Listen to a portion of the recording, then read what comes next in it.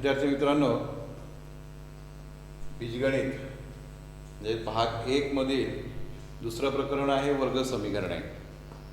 आपल्याला या वर्ग समीकरणाचं एक थोडक्यात उजळणी म्हणून सर्व सराव संच आपण इथं सोडवणार आहोत. तत्पूर्वी आपल्याला वर्ग समीकरणाचं सामान्य रूप नेमकं काय असतं ते समजावून घेणं आवश्यक आहे. ax वर्ग अधिक bx अधिक c बरोबर 0 हे वर्ग समीकरणाचं सामान्य रूप. आता बघा, यामध्ये समीकरण आहे म्हणजे दोन बाजू नक्कीच, डावी बाजू 3 पदं दिसत आहेत, उजवी बाजू 0. तर यात महत्त्वाचा मुद्दा लक्षात घ्या, A B C set of real number म्हणजे आर म्हणजे वास्तव संख्या आहेत. ए बी सी या काय असतात? वास्तव संख्या असतात.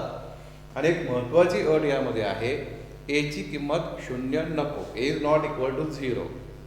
कारण हा जर ए 0 आला तर या पदाची किंमत 0 होणार आणि मग ते वर्ग समीकरण राहू शकत नाही. म्हणून वर्ग समीकरणासाठी हे अत्यंत आवश्यक आहे. ही अट महत्त्वाची आहे की वर्गपदाचा सहगुणक हा 0 नको. आता आपण सराव संच 2.1 हा सुरू करणार आहोत की यामध्ये प्रश्न पहिला हा नेमका काय दिलेला आहे, तर कोणतीही 2 वर्ग समीकरणे लिहा. लक्षात घ्या, आपल्याला वर्ग समीकरणाचं सामान्य रूप समोर दिसत आहे. यामध्ये वर्गपद असणं ही तर अत्यंत महत्त्वाची अट आहे, म्हणजे ते असायलाच पाहिजे. मग वर्ग समीकरण लिहा म्हटल्यानंतर ही 3 पदं आली तरी चालतील. यातली 2 पदं म्हणजे वर्गपद कंपल्सरी, पण उरलेल्या दोन्ही पदांपैकी एक कोणतंही पद आलं तरी चालेल. आणि अशी ती वर्ग समीकरणं असतात. उदाहरण आपण एक मांडूया, त्यांनी कोणती 2 लिहा, आपल्याला ती लिहिता आली पाहिजे. पुष्कळ लिहिता येईल, भरपूर. 3x वर्ग अधिक 7x वजा 5 बरोबर 0. मी 3 पदं घेऊन असं एक वर्ग समीकरण मांडलं. दुसरं आपल्याला मांडता येईल, वजा 5x वर्ग अधिक 2x बरोबर 0. बघा, मी पुढचं एक वर्ग समीकरण मांडलं ज्यामध्ये वर्गपद आहेच आहे. मी दुसरं पद फक्त घेतलं, तिसरं पद नाही घेतलं, पण हे वर्ग समीकरण नक्की होऊ शकतं.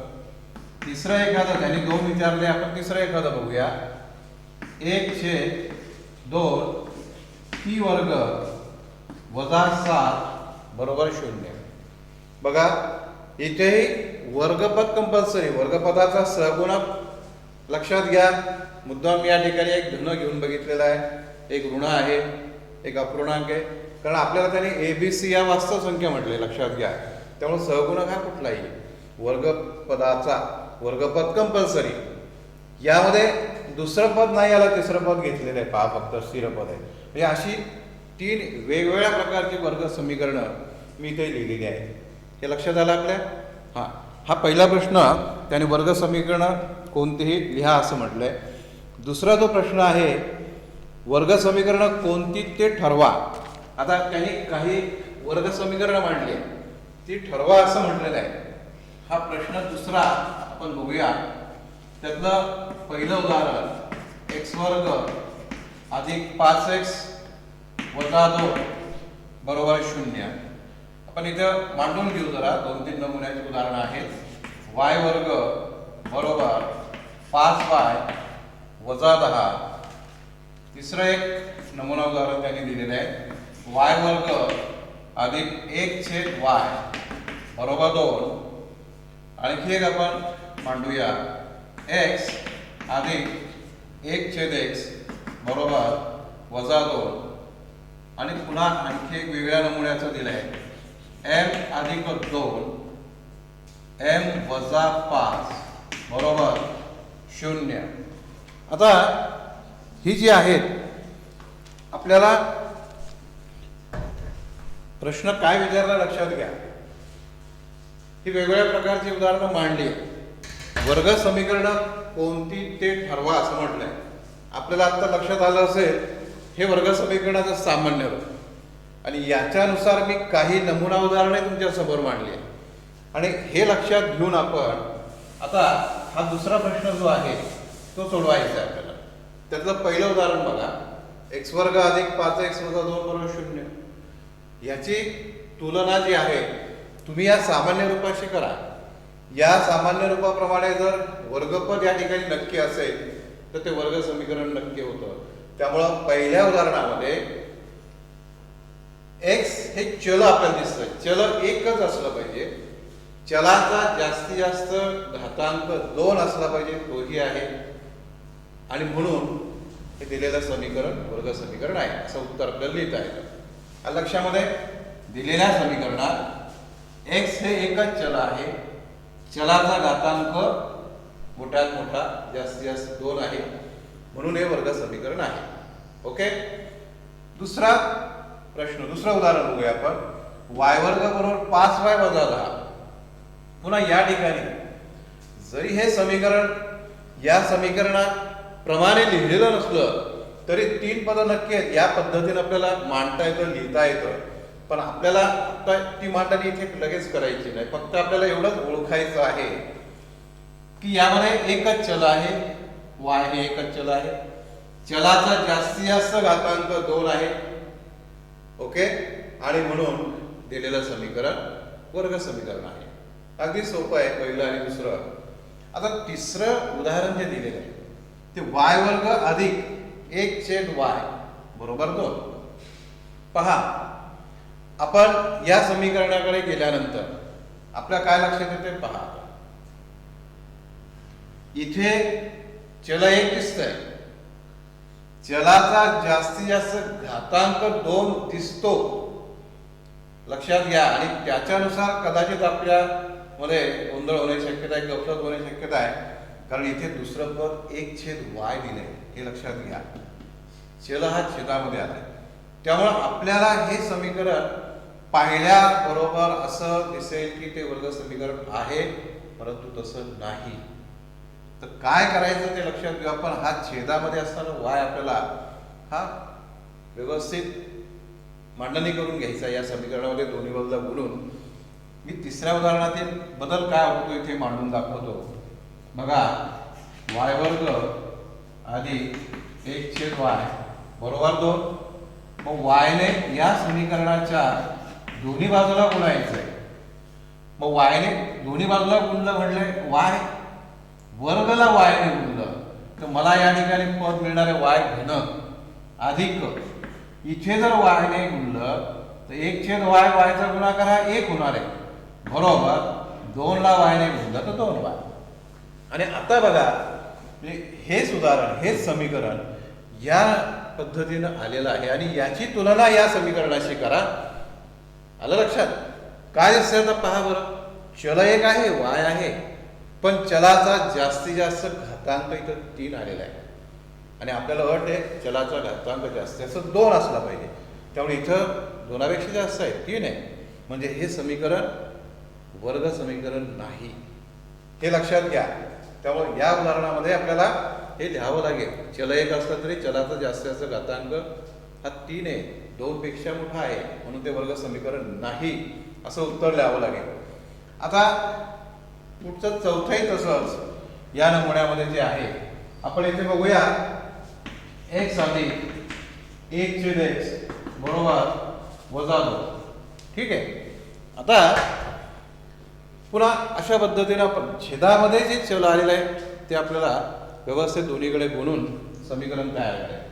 एक्स ने गुणून असं आपण म्हणूया, दोन्हीकडे त्या समीकरणाच्या दोन्ही बाजूला एक्स ने गुणून. इथं एक्स ने गुणलं एक्स बरोबर अधिक इथं एक्स ने गुणलं, मगाशी सांगितलं की 1/x गुणाकार 1 बरोबर वजा 2x. पहा आता हे जे उदाहरण आपण पाहिलं, इथं या उदाहरणात पाहिल्यानंतर या समीकरणामध्ये पाहिल्यानंतर चल 1 दिसतंय पण चलाचा घातांक आपल्याला 2 इथे दिसत नाहीये. त्यामुळे असंही आपल्याला वाटेल की हे वर्ग समीकरण होणार नाही, पण तसं नाही. पुन्हा नीट लक्षात घ्या, इथे आपल्याला सरळ रूप देऊन हे समीकरण या पद्धतीने मिळालेलं आहे. त्यामुळं एकच चल दिसतंय, चलाचा जास्तीत जास्त घातांक 2 दिसतो आणि म्हणून दिलेलं समीकरण हे वर्ग समीकरण आहे किंवा चौथ्या उदाहरणामध्ये ते समीकरण आहे असं आपल्याला उत्तर लिहावं लागेल. आता पाचवं आपण बघूया. पाचव्यामध्ये आपण काय करणार आहोत, आपल्याला दोन कंसांमध्ये दोन वेगवेगळी पदं दिलेली आहेत पहा. पुन्हा पाहिल्यानंतर आपल्याला लगेच लक्षात येणार नाही की चल एक असला तरी चलाचा जास्तीचा घातांक दोन असा प्रथम दर्शनी दिसणार नाही. पण आपल्याला ह्या कंसांचा गुणाकार करायचा आहे. तो गुणाकार करून समीकरण काय मिळतं बघूया. m अधिक 2 m वजा 5 बरोबर 0. आणि या कंसांचा गुणाकार करताना आपल्याला काय करावं लागेल, या कंसातील पहिल्या पदाचा दुसऱ्या कंसाशी गुणाकार करायचा.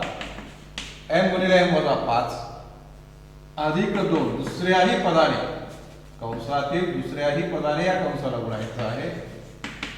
m वजा 5 बरोबर 0. ही पहिली पायरी म्हणून घेतली.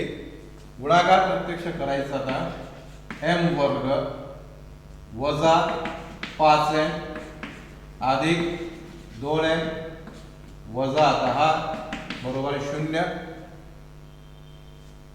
आता पुढं नाही केलं तरी चालेल. आता आपल्याला काय हे पूर्ण सोडवायला सांगितलं आणि आपल्याला फक्त ओळखायचंय वर्ग समीकरण आहे किंवा नाही. इथपर्यंत आपण हे मांडल्यानंतर आपल्याला लक्षात येईल की दिलेल्या समीकरणामध्ये एकच चल आहे, चलाचा जास्तीत घातांक 2 आहे आणि म्हणून दिलेलं समीकरण हे वर्ग समीकरण आहे. इथपर्यंत पुरेसं आहे.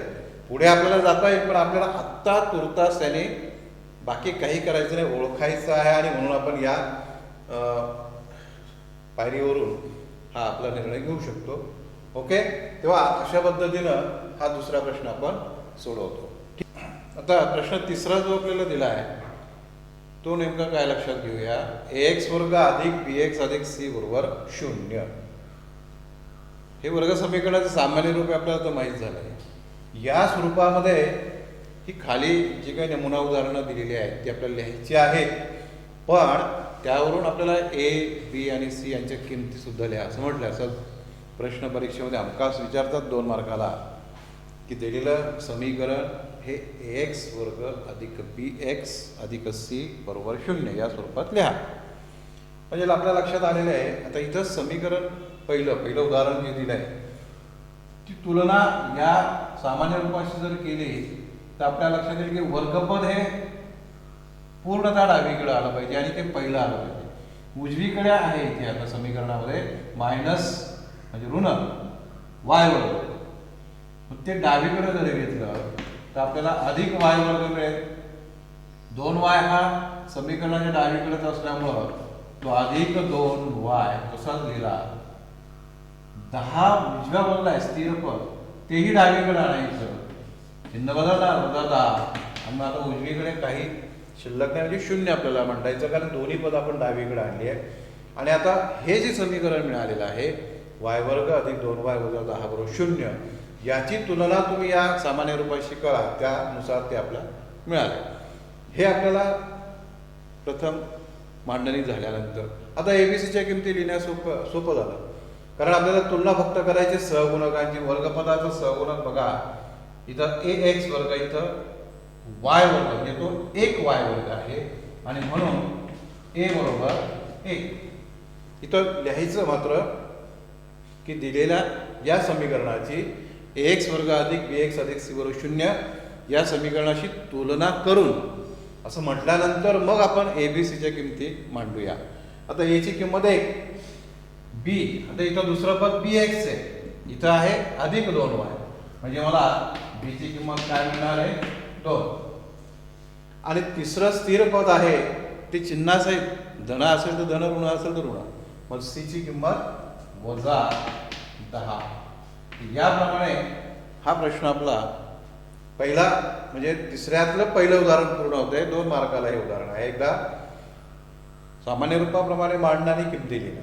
आता असंच आपल्याला दुसऱ्या उदाहरणाकडे जायचंय. हेच आपल्याला समीकरण जे काही दिलंय, उदाहरण जे काही दिलंय ते आपल्याला या सामान्य रूपापर्यंत आणायचं, सरळ रूप द्यावं लागेल, कारण x वजा 1 कंसाचा वर्ग आहे. म्हणजे याचा अर्थ आपल्याला हा कंस जो आहे याचा विस्तार करा. विस्तार सूत्र आपल्याला माहीत झालं आहे. x वजा y कंसाचा वर्ग बरोबर x वर्ग वजा 2xy अधिक y वर्ग. या विस्तार सूत्रानुसार हा विस्तार आधी मांडूया आपण. x वर्ग वजा 2x अधिक 1 बरोबर 2x अधिक 3. ठीक आहे. पुढे आपल्याला आता वर्गपद हे डावीकडे ठेवायचं आहे. दुसरं जे पद आहे सामान्य रूपामधलं त्यानुसार हा वजा 2x तसाच राहील, परंतु उजवीकडे देखील x चल असणारं पद आहे तेही डावीकडे आणायचं आहे. जे वजा 2x स्थिर पद डावीकडे अधिक 1 आहे आणि उजवीकडे 3 आहे ते डावीकडे आणलं. वजा 3 चिन्ह बदलून मांडायचं बरोबर 0. अशा पद्धतीने मांडल्यानंतर सर्व पद सजाती पद एकत्र घेऊया आपण. म्हणजे आपल्याला काय मिळेल बघा x वर्ग. आता वजा 2x वजा 2x दोन्ही समान चिन्ह असणारी पद आहे. बेरीज केली पण ते चिन्ह ऋण तसंच राहील. 4x 1 वजा 3 वजा 2 बरोबर 0. म्हणजे आता आपल्याला मिळालेलं हे समीकरण या सामान्य रूपाशी तुलना केल्यानंतर मिळालेलं आहे. x वर्ग अधिक bx अधिक c बरोबर 0 या स्वरूपात. आता फक्त एबीसीच्या किमती मांडायच्या. सहगुणक हा पहिल्या पदाचा वर्गपदाचा 1 आहे. दुसरं पद bx हे जे आहे त्याचा म्हणजे त्यानुसार इथे वजा 4x म्हणजे सहगुणक वजा 4 आणि तिसरं स्थिर पद हे इथे वजा 2 आहे म्हणून वजा 2. या पद्धतीने आपल्याला शेवटी हे उत्तर मिळेल. हे झालं दुसरं उदाहरण. आता आपण तिसऱ्या उदाहरणाकडे जाऊया. याच पद्धतीने आपल्याला काही सोडवायचं. हा सराव आहे लक्षात घ्या. फक्त एक वेगळ्या पद्धतीने मांडून दिलेली उदाहरण आहे. ती सरळ रूप देऊन मांडणार शेवटी आपल्याला सामान्य रूपात आणून किमती मांडणार. सोपं आहे. 2 मार्काला हमखास विचारतात. एक उदाहरण पहा. आता x वर्ग अधिक 5x बरोबर उजव्या बाजूला कंस आणि कंसाच्या अलीकडे ऋण चिन्ह आहे. म्हणजे आपल्याला कंस सोडून घ्यावं लागेल. चिन्ह बदलतंय. वजा 3 इथे अधिक x ऋण आणि ऋण गुणाकार धन होतो अधिक x. ही दोन्ही पदं डावीकडे घ्यायची. आता वर्गपद पहिला आहे x वर्ग हा अधिक 5x अधिक x डावीकडे आणला वजा x आणि वजा 3 डावीकडे आणला अधिक 3 बरोबर 0. आणि आता यामध्ये फक्त हे जी दोन स्वरूपपदामध्ये जे आहेत 5x वजा 1 त्याची मांडणी इथे आता केल्यानंतर काय मिळतं बघा. x वर्ग अधिक 5x वजा 1x म्हणजे अधिक 4x हा अधिक 3 बरोबर 0. सामान्य रूपाप्रमाणे आपल्याला तर मिळालं आणि एबीसीच्या किमती मांडणं सोपं जातं. a बरोबर 1 सहगुणक b बरोबर 4 आणि c बरोबर इथे आपल्याला मिळाला 3. याप्रमाणे एबीसीच्या किमती. असं हे तिसरं उदाहरण आपल्याला मिळतं.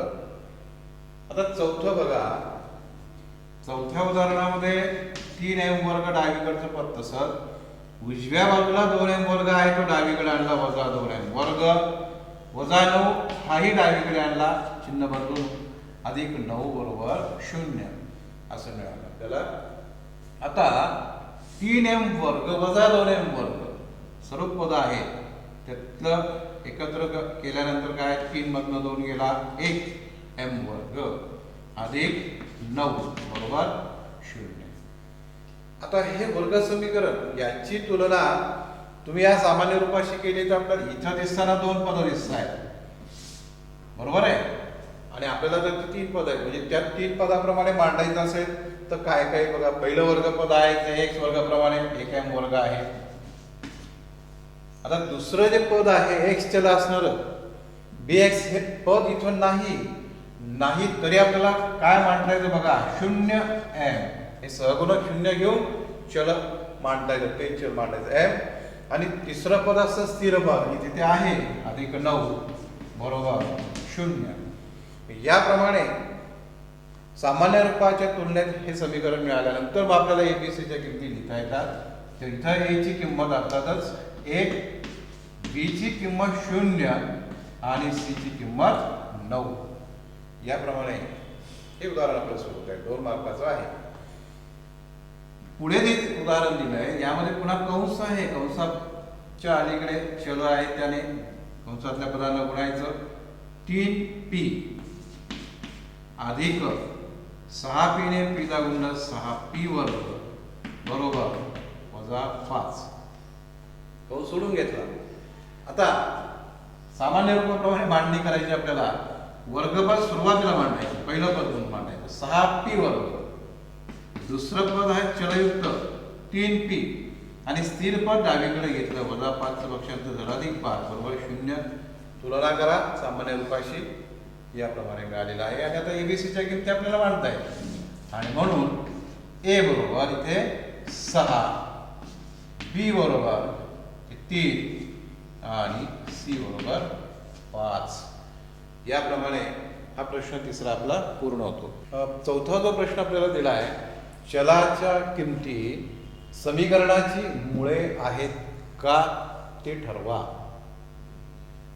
पहा, पहिलं उदाहरण त्याने असं दिलं आहे, एक्स वर्ग अधिक 4x वजा 5 बरोबर 0.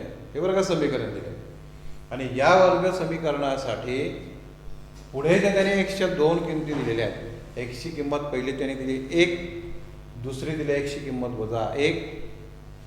ही समीकरणाची मुळं आहेत का, मुळं आहेत का म्हणजे ती समीकरणाची उकल आहे का ते ठरवायचं आपल्याला. तर हे नेमकं कसं, तर ह्या दिलेल्या समीकरणात या किमती फक्त त्या चलाच्या जागी आपल्याला घ्यायच्या.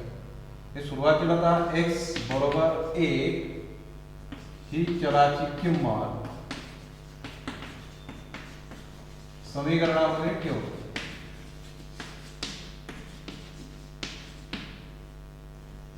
आता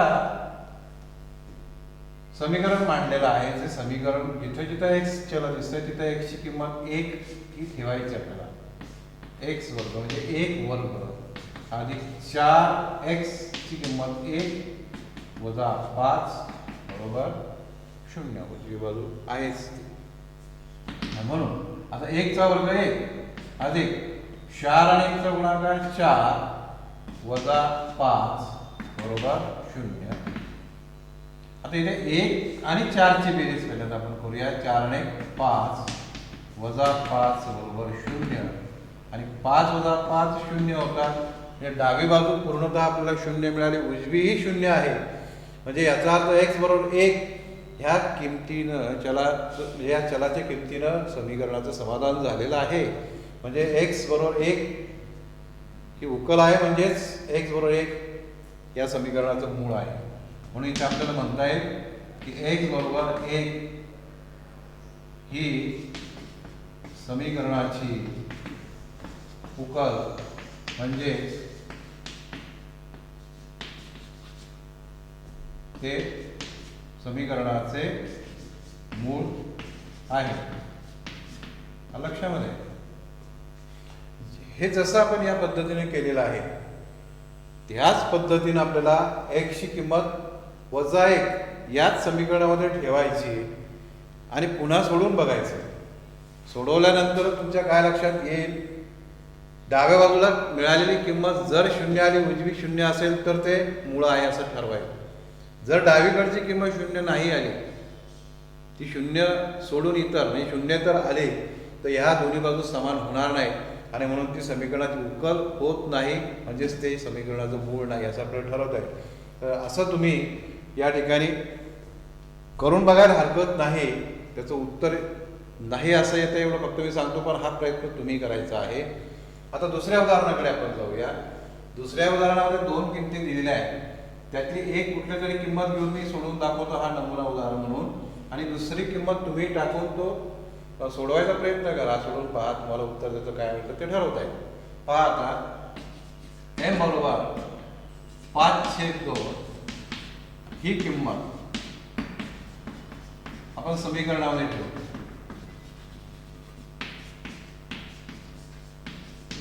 ओके, पहा आता समीकरण वर मांडलेलं आहे. इथे तिथे एम ची किंमत 5/2 टाकायची. आता पहिलं पद 2 एम वर्ग आहे.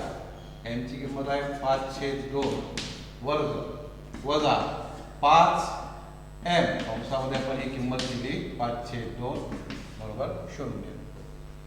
याप्रमाणे एन चलाची किंमत समीकरणामध्ये एमच्या जागी घेतलेली आहे. सोडून काय होतं पाहता, हा 2 गुणिले 5/2 चा वर्ग करूया. तर 5 चा वर्ग येतो 25 छेदामध्ये 2 चा वर्ग येतो 4 वजा हा 5 गुणिले 5/2 बरोबर 0. म्हणून आता इथे काय करतायत बघा, 2 गुणिले 25/4 आहे. एक तर 25 आणि 2चा गुणाकार केला तर 50/4 आहे, त्याला सरळ उतरून मांडा. किंवा हा 2 आहे, 2 ने इथे भाग देता येईल 4ला छेदामध्ये, 2 दुणे 4 आणि आपल्याला उत्तर इथे मिळणार आहे 25/2 वजा इकडे हे गुणाकार केला 5 आणि 5 25/2 बरोबर 0. आणि आता तुमच्या लक्षात आलं असेल 25/2 वजा 25/2 दोन्ही सारख्याच संख्या आहे आणि दोघांची उजावे की अर्थातच 0 होणार. 0 बरोबर 0 म्हणजे पुन्हा आपल्याला याप्रमाणे निर्णय घेता येईल. म्हणून m बरोबर 5/2 ही समीकरणाची उकल आहे किंवा मूळ आहे. उकल आहे म्हणजेच m बरोबर 5/2 हे समीकरणाचे मूळ आहे. इथे पण आहे असंच आपल्याला मिळालं. दुसरी किंमत m बरोबर 2 तुम्ही जर या चलाच्या जागी घेऊन सोडवलं तर ते नाही असं उत्तर येतं एवढं सांगतो. फक्त तुम्ही तो प्रयत्न करायचा आणि सोडवायचं. तर असा हा चौथा प्रश्न आपला हा पूर्ण होतो. प्रश्न 5वा जो आहे तो समोर आपल्या लिहिलेला आहे. जर x बरोबर 3 हे kx वर्ग वजा 10x अधिक 3 बरोबर 0 या समीकरणाचे एक मूळ असेल तर k बरोबर किती? असा प्रश्न परीक्षेमध्ये प्रश्नोत्तरिकेत बऱ्याच वेळा आलेला आहे आणि 2 मार्काचं हे उदाहरण आहे. अत्यंत महत्त्वाचं आहे, लक्षात घ्या. याच्यानुसार आपल्याला सोडवायचं कसं, याची रीत काय आहे ते समजावून घेऊ. आता x चलाची किंमत त्याने 3 दिली. समोर आपले समीकरण मांडलेलं आहे. सोपं आहे, समीकरण आधी मांडून घ्या आणि या समीकरणामध्ये दिलेली x चलाची किंमत फक्त ठेवायची. काय मिळतं आपल्याला बघूया. समीकरण आहे kx वर्ग वजा 10x अधिक 3 बरोबर 0. यामध्ये म्हणजे या समीकरणामध्ये x बरोबर 3 ठेवू. म्हणजे x चलाच्या जागी ही 3 किंमत ठेवायची. काय मिळतं बघा. म्हणून k x वर्ग, x ची किंमत आहे 3 वर्ग वजा 10x, x ची किंमत 3 अधिक 3 बरोबर 0. तेव्हा चलाची किंमत x चलाच्या या जागी व्यवस्थित लिहिली, न चुकता लिहिली की मग पुढे आता काय करायचं. हा k आहे पण 3चा वर्ग केला तर तो 9 होणार. 9 आणि k चा गुणाकार झाला 9k वजा इथं 10 आणि 3चा गुणाकार आहे 30 अधिक 3 बरोबर 0. म्हणून आता 9k पुढे स्थिर पद जे आहे ते वजा 30 अधिक 3 चिन्हांकी त्यांची बेरीज आपण केल्यानंतर आपल्याला काय मिळेल. वजा 27 बरोबर 0. कारण 30ला चिन्ह वजा आहे, मोठ्या संख्येला ते वजा आणि दोन्ही संख्यांमधला फरक लिहिला. म्हणून आता वजा 27 आपण उजव्या बाजूला घेतले समीकरणाच्या, तर आपल्याला काय मिळेल बघा. 9k बरोबर 27 चिन्ह बदलेल आणि आपल्याला k ची किंमत पाहिजे म्हणजे k बरोबर 27/9. तर हा 9k म्हणजे 9 गुणिले k गुणिले 9 इथं भागिले होणार आणि म्हणून k बरोबर 9×3=27 भागाकार केला तर k ची किंमत 3 मिळणार. हे उदाहरण याप्रमाणे आपल्याला त्यांनी k ची किंमत विचारली, ती मिळाली. 2 मार्काचं पूर्णपणे. आता या उदाहरणाकडे आपण जाऊया. 6वं उदाहरण काय दिलं आहे ते वाचू आणि मग ठरवू काय करायचं.